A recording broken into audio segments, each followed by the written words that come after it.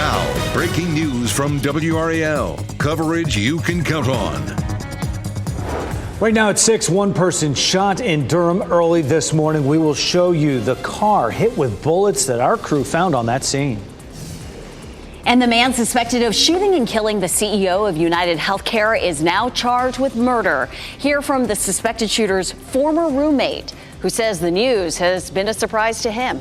And it's another messy start. Here's a look at dual Doppler 5000 radar with some showers. But we also have drizzle and fog to deal with this morning. I'll show you what it will look like as you head out.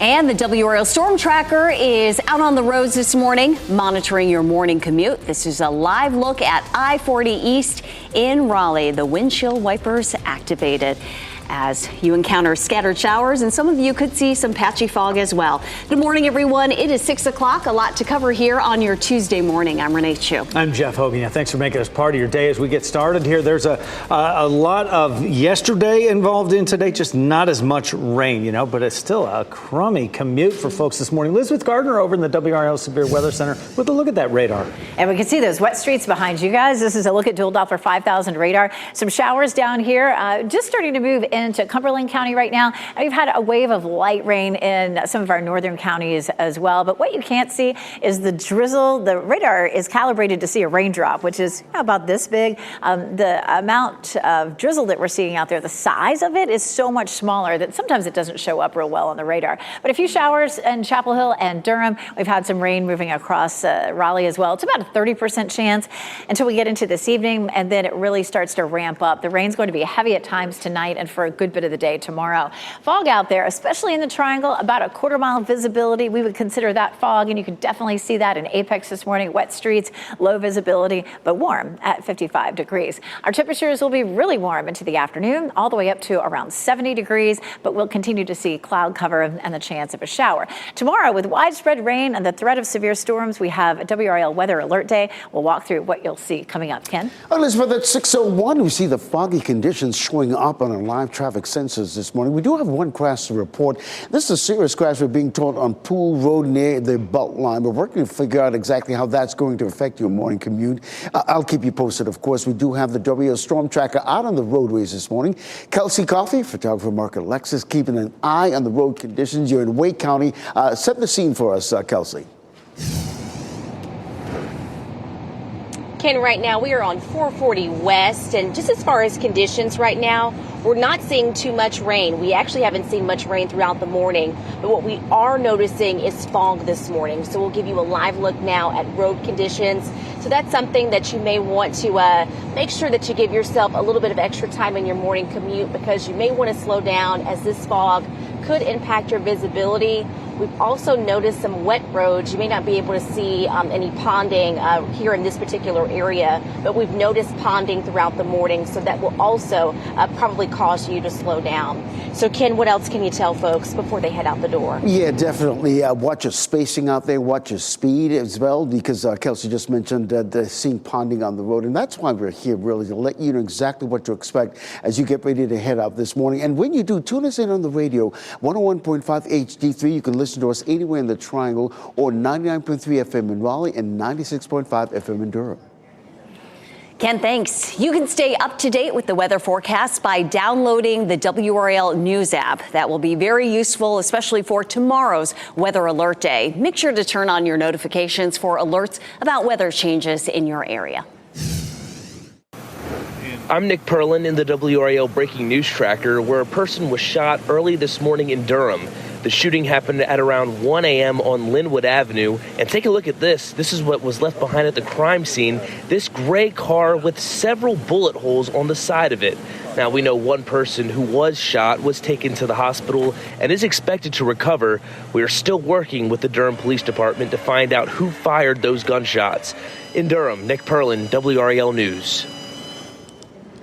A murder charge has been filed in New York for the man accused of shooting and killing the United Healthcare CEO. He is also facing several other charges in Pennsylvania, where he's being held this morning. Police arrested 26-year-old Luigi Mangione yesterday at a McDonald's in Altoona, Pennsylvania, right in the center of the state. He was on the run for nearly a week, and he was denied bail last night after being arraigned on gun charges in PA. Officers say he was found with a 3D printed gun and silencer and a fake ID with the same name the shooter used at a New York hostel. They also found a manifesto that made a reference to United Healthcare, according to law enforcement. Mangione was previously living in Hawaii, and his former roommate says nothing alarming stood out about his behavior. Never once talked about guns, never once talked about violence. He was absolutely a not violent person, as far as I could tell. It's also not clear when Mangione will be transported back to New York, but law enforcement says most of the evidence they collected yesterday will be sent along with him. Investigators will also be executing search warrants on all of Mangione's known home addresses and will collect any electronic evidence from his devices as well. St. Augustine's University is awaiting a crucial accreditation decision today. The Southern Association of Colleges and Schools Commission on Colleges is expected to vote on whether to reaffirm the university's status after it's been on probation since July. In response, St. Aug has cut staff and reduced classes to improve its financial standing. The vote could come today. Early this morning, strikes could be heard in the Syrian city of Damascus as rebels have taken control of Bashar al-Assad's regime. Yesterday, Israel said it struck Syria's chemical weapons sites. They say it was in an effort to prevent them from falling into the hands of extremists. Syria's former prime minister also agreed to hand over power to rebel forces. In the main square of Damascus, thousands gathered to cheer the end of the Assad regime. The rebels were given a hero's welcome, many from an Islamist group called HTS, considered a terror group by the U.S. and the United Nations. The leader was once an al-Qaeda commander. He now promises tolerance for all religions and no restrictions on women's rights. Time is 6:06 here in the WRAL Live Center. One thing we just saw in the feeds, my producer Natalie just informed me about this fire underway in California right now. It's been happening for a while, but just how intense we're seeing it this morning, it's worth talking about, folks. This is in Southern California, and we're talking 5 miles from downtown Malibu, which is why there are mandatory evacuations underway right now. Investigators currently have some efforts on the ground and in the air to try to extinguish the flames. This is a video of it. It's not live, but this just shows you another intense portion of the fire that's spreading through there. One of the universities around there even have told their community members there to shelter in place on the campus, in the library specifically, if they can. But this just shows you what they're dealing with right now. And I'll tell you, wind is not helping this situation out there. Reactions are mixed after a jury found Daniel Penny not guilty of criminally negligent homicide. On a New York subway train last year, witnesses say Jordan Neely was acting erratically when he boarded the train. The video shows Penny, a Camp Lejeune Marine veteran, putting him in a chokehold that some argued led to his death. An attorney for the former Marine says Penny protected himself and others on that train. He calls Neely a, quote, psychotic madman with a history of violence. Neely struggled with homelessness, mental health, and drug abuse. His father says he's heartbroken over the verdict. I miss my son. My son didn't have to go through this. I didn't have to go through this either. It hurts. The family's attorney is also criticizing the jury for failing to decide on a previous second-degree manslaughter charge, resulting in its dismissal last week. This morning, we are getting a first look at the new Caesars Virginia. The casino is just a short road trip away from Durham and Raleigh. WRAL's Laura Levine joins us live from along I-40 in Raleigh. Laura, good morning to you. Today, we'll get a better idea of what this new casino will offer. Renee, good morning. Yes, if you're feeling a little lucky, go ahead and start booking that road trip. That's because we're exactly 1 week away until the opening of Caesars Virginia with that casino. Now, we know so many North Carolinians have already made the trip here on I-40 from Raleigh, heading to Danville, Virginia, where we know they've had that temporary location set up. I want you to take a look at this video. This is a little bit of some of the behind the scenes work that's been underway, that process of construction to get this new facility facility up and running. Now, Caesars Virginia is a $750 million development from Caesars Entertainment and the Eastern Band of Cherokee Indians. Guests will find a gaming floor with 1,500 slot machines, 79 live dealer table games, a Caesars sports book, and a World Series of poker room. Caesars Virginia will become the third permanent resort casino to open in Virginia. Now, the doors of the resort, which also includes a 320 luxury hotel room, we know that it's scheduled to open Tuesday, December 17th. A little delay compared to when they were supposed to initially open this Friday. Now, so many people still excited for this new casino coming. We will have a crew in Danville, Virginia today getting a sneak peek inside the casino. Laura Levine, WRAL News, live in Raleigh. Some of North Carolina's top Republican lawmakers are in Washington today. They're there to ask members of Congress for more relief funding for victims of Hurricane Helene. State lawmakers approved about $1 billion in relief, but economists believe Helene did about $50 billion worth of damage. The group includes North Carolina House Speaker Tim Moore, who was just elected to Congress in western North Carolina. Moore told WRAL he is asking for an initial federal investment of $26 billion. Some of that money would help western North Carolina rebuild roads and water treatment facilities.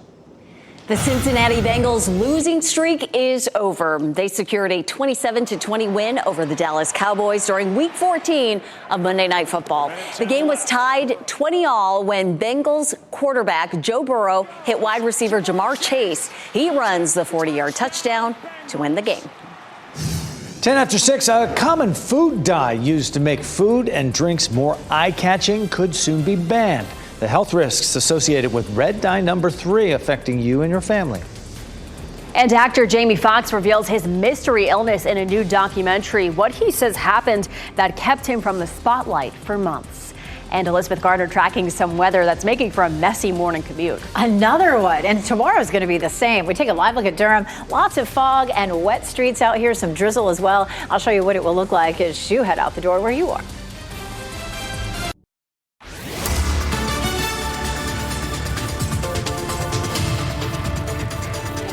It's a messy start out there. We take a live look here at Dill Doppler 5000 radar. Some rain coming down a little heavier down in Fayetteville right now. Isolated showers elsewhere, but the streets are wet. There's fog. There's drizzle that you're going to have to deal with this morning. We take a look there. Some showers rolling through Durham. A little bit of rain starting to pop up again here in Wake County. So just it's a messy start out there this morning. A 30% chance of rain up until the evening, and then that chance really bumps up. Tomorrow is going to be a WRAL weather alert day because of some heavy rain. And we'll start to feel that tonight. Visibility, a quarter of a mile right now in the triangle. And we take a look at downtown Raleigh. We're looking at, of course, the potential for a lot of fog. You can see that there as we take a look past the legislative building. Ken?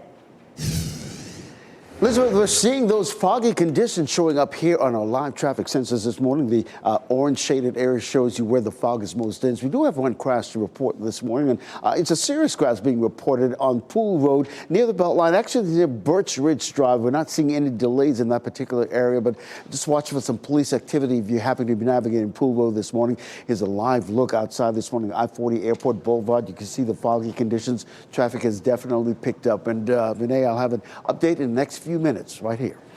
Ken, thanks for that update. Former Florida Congressman Matt Gaetz is expected to announce his new job as a news anchor. A source familiar with the situation says he is joining One America News Network. The network has established itself as a pro-Trump and far-right network. Last month, Gaetz withdrew his name from consideration to serve as Attorney General. He was being looked into for years for accusations of sexual misconduct and illicit drug use. Gaetz has denied the allegations. Attorneys plan to appeal the sentence for a former Wake County school teacher convicted of rape. Joshua Becker pleaded guilty to 6 counts. In June of 2022, he attacked a woman on her way home from bars near the Glenwood South neighborhood. Becker worked in Wake County Public Schools from 2012 to 2020. He was sentenced to life in prison and is not eligible for parole. The FDA may move to ban red food dye linked to health risks within weeks. Red dye number 3 is made from petroleum. It's found in cereals, candies, snacks, drinks, and more. While the FDA has stated that food dyes are safe and do not pose health risks, The dye was banned from topical drugs and cosmetics in 1990. Researchers have also found that red dye number 3 causes cancer in animals. Actor and comedian Jamie Foxx is finally sharing some details of a medical scare he suffered a year and a half ago. His Netflix special, What Had Happened was released today.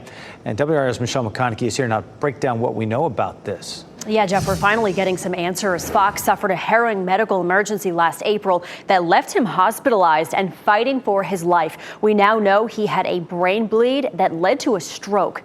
In the Netflix special, Fox reveals as much as he can remember and gets candid about his rehab and recovery process. He says at first, doctors dismissed his illness, but his sister knew something wasn't right, so she took him to a hospital in Atlanta, and that's where the brain bleed was discovered, and Fox was taken into emergency surgery. D'Amico's Chambers was in the audience for the Netflix taping in Atlanta back in October, and he says Fox explained how one of his daughters unknowingly kept him alive, playing their special song on a guitar as he was in a coma. His heart started picking up and his responses on the medical devices started increasing, and his health came around and he eventually woke up. Was literally due to his daughter playing a song that was kindred to them both. Fox says he woke up and found himself in a wheelchair and had no idea why. He took the only route he knew how to get well, and that was humor, saying, if I can stay funny, I can stay alive. And you can hear more about Fox's journey back to health. That's coming up on today, 7 o'clock, right here on WRAL. Michelle, thanks. Students at Ligon Magnet Middle School got quite the surprise. The band program was named a Blue Ribbon Program of Excellence by the National Band Association. The achievement aligns with Wake County's Arts Strategic Plan, which fosters creativity, discipline, and achievement. Band director Renee Todd helped grow the program with 3 wind bands and 2 jazz ensembles. So we're really proud of the kids and the hard work that they've done. As a band director, it just makes me see all of their work and the community's work to support them. Ligon's program will be celebrated at the Midwest International Band and Orchestra Clinic on December 19th in Chicago. That's where the National Blue Ribbon winners will be announced. Congratulations. Yeah, good on them. We are sandwiched between a couple of nasty days here. Tomorrow, WRAL Weather Alert Day. Today, though, Elizabeth Gardner in the WRAL Severe Weather Center right now with what we're going to face there. It shouldn't be too bad. It just doesn't look great. Yeah, it's just messy out there. I noticed it this morning coming in. There was just enough rain to, activate the windshield wipers, and that's what you're going to see if you're headed out the door right now. A little patch of some heavier rain moving through Fayetteville and Cumberland County right now. Other than that, it's pretty light, but what you're not really seeing is the drizzle that's happening across the region. Particles of drizzle are a lot smaller than a raindrop, so they don't show up as well always, but some scattered rain from Durham to Raleigh and up the I-85 corridor, and the fog is making for some messy conditions. It's also wet out there. This is a live look at downtown Raleigh. You can see the foggy conditions there. Visibility is at a quarter of a mile in Raleigh right now. Chapel Hill is wet this morning, as so is Apex, as well as Fayetteville. Fayetteville seeing some rain falling at the moment. So just a messy start this morning. Notice that we continue to see some scattered showers across our area up until lunchtime. After lunchtime, it will be cloudy and warm, but by the time of the evening commute, we begin to see some rain rolling in. And this is when it becomes heavy overnight tonight and into early tomorrow. Along the front down to the south in Mississippi, look at that. We just had a tornado warning pop up in Louisiana. We're not expecting any tornadoes, but we may see this front producing some strong to severe thunderstorms from Raleigh eastward during the day tomorrow. So tomorrow is a WRAL weather alert day. I'm starting from early in the morning, as early as 6 a.m. through as late as 5 p.m. We're going to see some heavy rain, some strong wind gusts, and then the potential for some severe storms as well. Traffic backups for the morning commute. It should be over by the evening commute, but it's going to be a real messy start tomorrow morning for sure.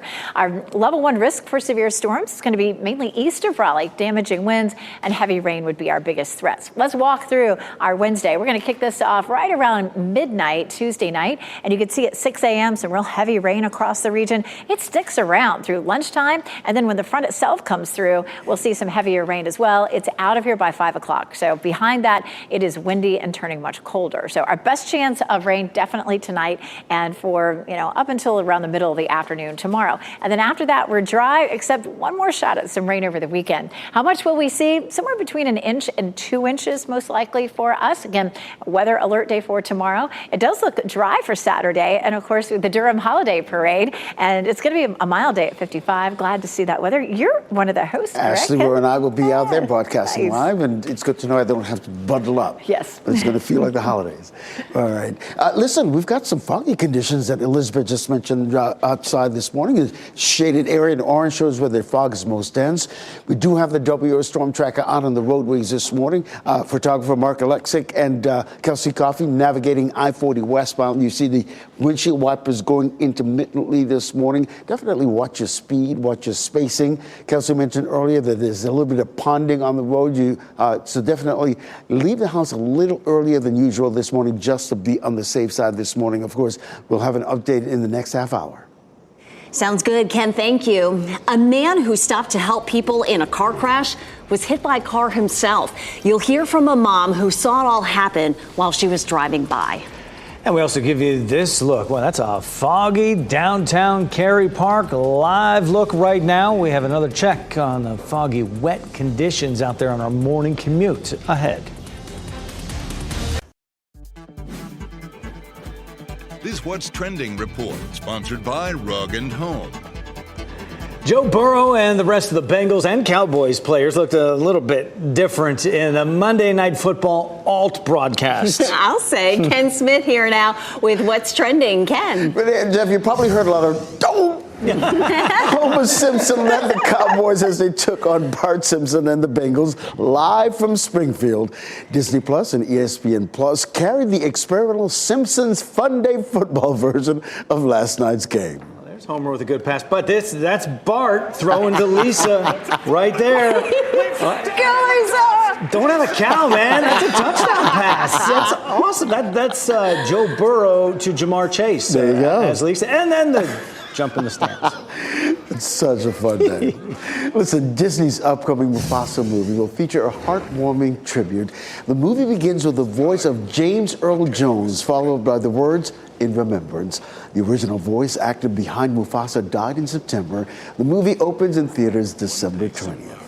And director Barry Jenkins said when they were working on this film and, James Earl Jones died, they knew that they wanted to do something with this movie, that you couldn't just sit through the movie and not have some kind of tribute. And so they decided to put it right up there at the very front, simple, but very powerful. Well done. Yeah. It's another messy start this morning. Take a look at dual Doppler 5000 radar. Rain is starting to pick up in intensity a little bit around the area. Not as much rain as yesterday, but you may still need to run the windshield wipers, and you could run into some fog and wet conditions. I'll show you coming up. And we'll check back in on the roads as the WRAL storm tracker moves through I-40 West in Wake County to give you an idea of what you can expect on your morning commute. Tar Heel Nation still on UNC football coach watch. What former New England Patriots coach Bill Belichick has to say about the job.